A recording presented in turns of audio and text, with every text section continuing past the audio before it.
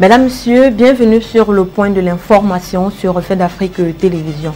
Au Cameroun, plus de 8 morts et 38 blessés. C'est le bilan qui ressort de la bousculade qui s'est produite hier lundi devant le stade Olembe à Yaoundé avant la rencontre qui mettait aux prises le Cameroun et les îles Comores.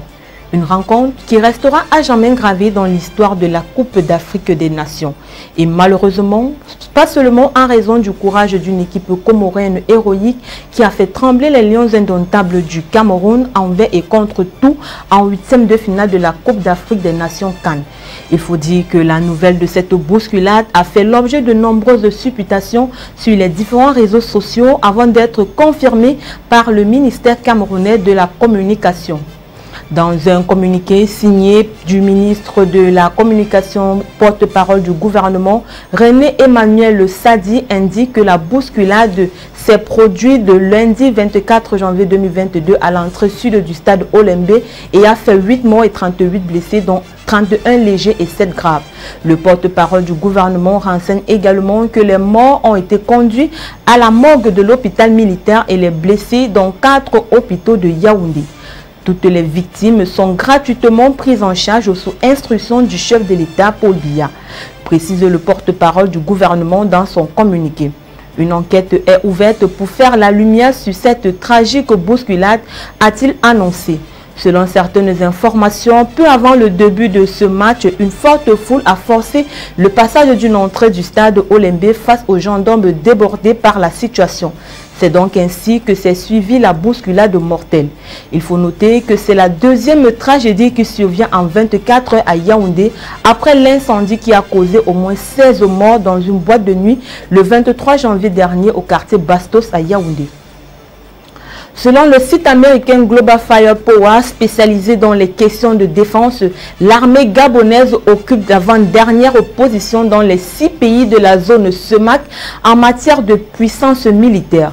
Au niveau africain, dont 36 pays ayant fait l'objet de l'étude, le Power Index 2022 classe l'armée gabonaise au rang de 32e, loin derrière l'Égypte, l'Afrique du Sud, l'Algérie, le Nigeria et le Maroc qui tiennent le haut du pavé. Le classement est basé sur la capacité de guerre potentielle de chaque nation sur terre, mer et air, combattue par des moyens conventionnels. Il faut dire que selon cette étude, les résultats intègrent des valeurs liées à la main-d'œuvre, à l'équipement, aux ressources naturelles, aux finances et à la géographie représentée par plus de 50 facteurs individuels utilisés dans la formulation des classements finalisés du Global Firepower qui offre un aperçu intéressant d'un paysage mondial de plus en plus instable où la guerre semble tout sauf inévitable. Les forces armées gabonaises disposent d'un total de personnel militaire estimé à 8500, dont 6500 sont actifs dans le service militaire et 2000 intégrés dans les forces paramilitaires contre 0 soldats en réserve. Malgré un budget de près de 162,3 milliards de francs CFA, l'armée gabonaise ne dispose que de 23 aéronefs, 6 combattants intercepteurs, 15 hélicoptères et 2 transports pour la section aérienne. Au niveau de la section terrestre, elle dispose de 150 véhicules blindés et 10 artilleries remorquées. S'agissant de la composante navale, on ne compte que 3 patrouilleurs. Au niveau mondial, le top 5 reste dominé comme l'année dernière par les États-Unis, la Russie, la Chine, l'Inde et le Japon. Au Burkina Faso, la tension n'est toujours pas redescendue depuis la mutinerie de dimanche dernier.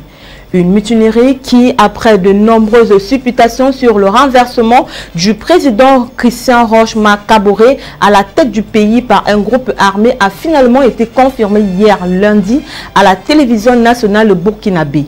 En effet, un groupe de militaires regroupés autour du mouvement patriotique pour la sauvegarde et la restauration a annoncé la suspension de la Constitution, la dissolution du gouvernement et de l'Assemblée nationale, ainsi que la fermeture des frontières terrestres et aériennes.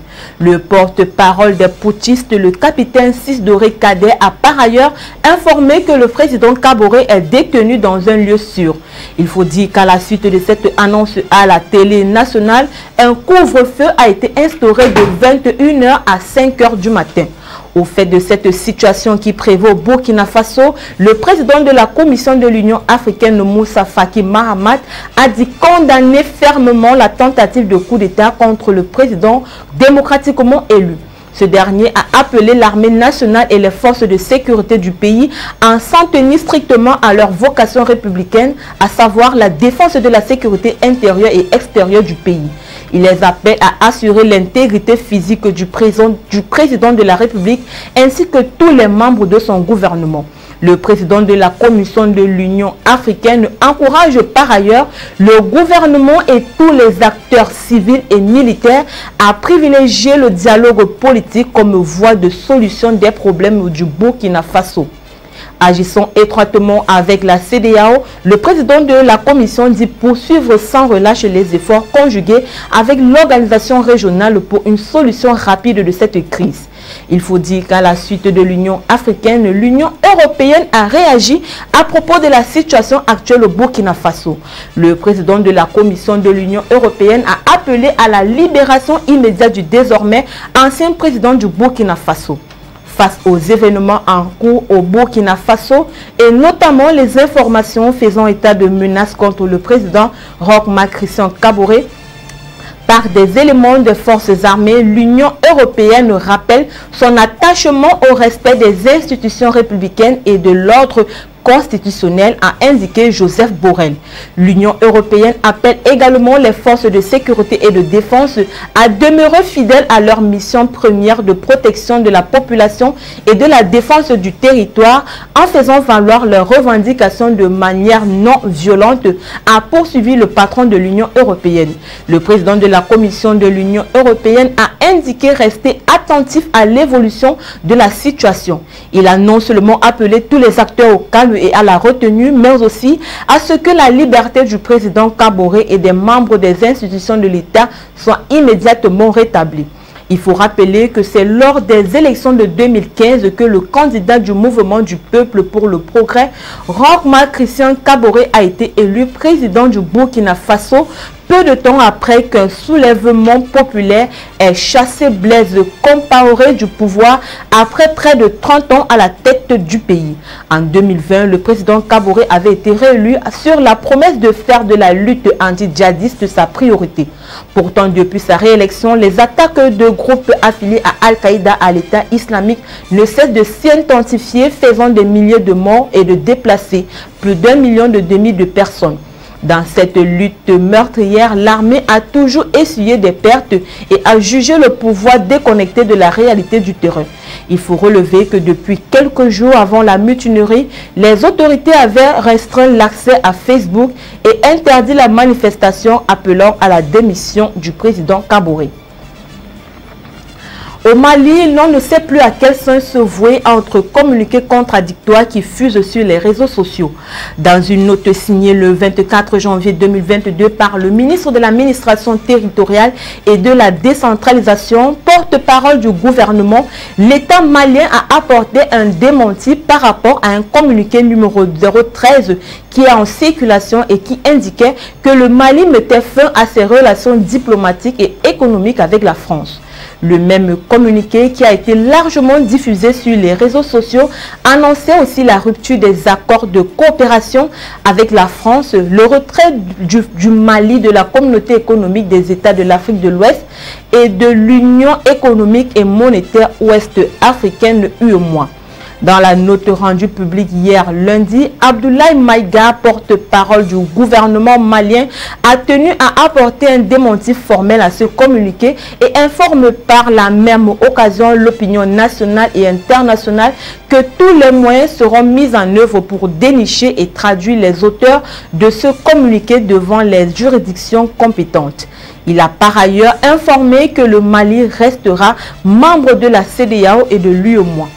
Toujours dans la même veine, le gouvernement du Mali a, dans un communiqué lu hier, lundi 24 janvier, sur les antennes de la chaîne de télévision publique, indiqué avoir constaté avec étonnement le déploiement sur son territoire d'un contingent de forces spéciales danoises au sein de la force Takuba et a invité la partie danoise à retirer immédiatement le dit contingent du territoire malien.